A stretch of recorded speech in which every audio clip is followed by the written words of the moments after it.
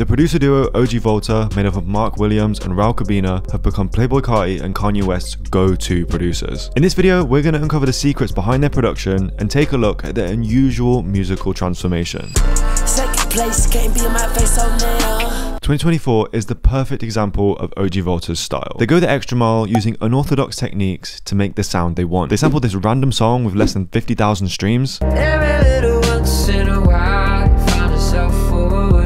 But they didn't just sample it. They took the vocals and rearranged them to get this.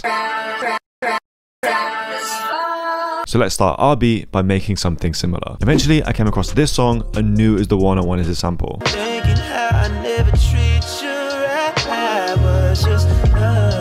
To get the vocals from it, I put it in LaLa.ai's stem splitter. They have so many options, including separating synths, guitars, pianos, you name it. Now, we're sampling an R&B song, which tends to have lots of background vocals. So I selected the de-echo option to clear those muddy reverbs and delays, and also selected lead/harmony separation. This splits the background and main vocals, giving you even more flexibility when you're sampling, and it also makes it sound super clean. So having tools like the stem splitter from LaLa.ai allows you to get even more creative with your beats. You can get super niche, even sampling background vocals of a random R&B song. It can really help you create your own sound. If you guys want to have this for yourself to do what I've done today, or even remix your favorite songs, hit the link below. Once I had the vocals separated, I chopped the parts that I like, giving us this initial bounce. Then Ojivolta layered vocals like this. And finally, they added a more melodic run to end the loop. I also processed R's with a reverb and EQ.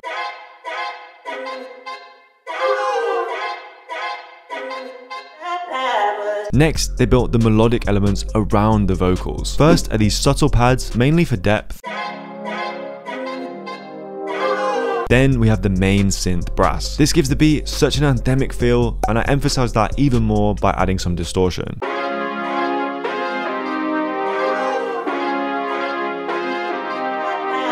For the final melodic elements, we have some synth accents.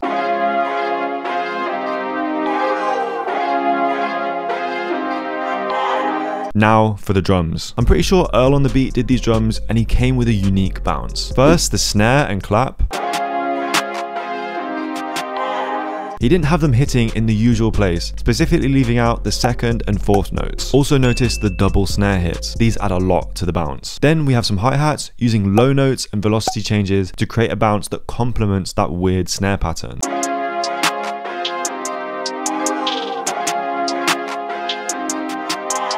All we had left was this super punchy and distorted 808.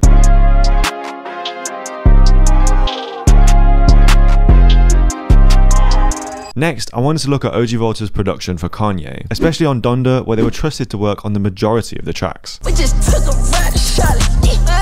I'm in a Rolls Royce, on what you call it. To achieve a sound like this, first find two pads that you feel have enough grit and texture. Then make a simple one chord progression with some extra notes added in. But to get even closer to that off-the-grid sound, bounce them as one audio clip, reverse them, and make them double speed. There's something about speeding them up that just gives them that extra texture.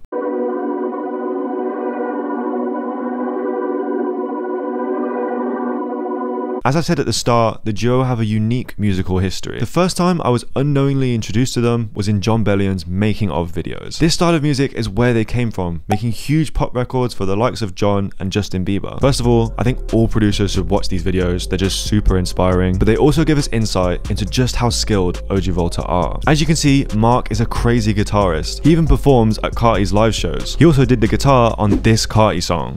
Push up.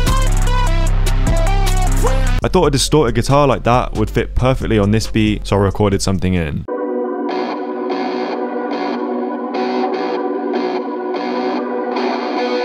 The rhythm of the guitar is also something I took from watching them work with Jon Bellion. Take this clip, for example. Scarcely, sparsely, on the one, and then the rest just juxtaposing the bass line. But you can pick and choose your spots, though.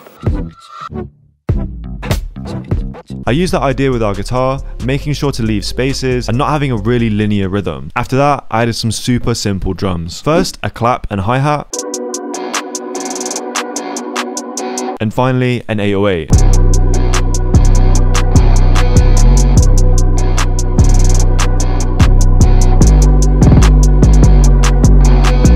Now we could finish things here, but they have so many other amazing beats, I wanted to make an intro section to show you a few more techniques. Listen to this Pusha T song.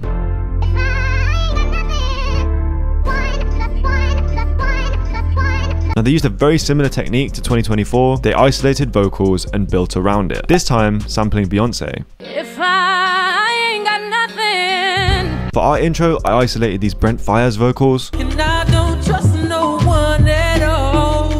This is one of my favorite songs at the moment. Then I again used the de-echo and lead/background separator. Especially with vocals like Brent's, who does a lot of backgrounds, it's important to clean it up as much as you can, just so we don't overcrowd the beat with unwanted frequencies.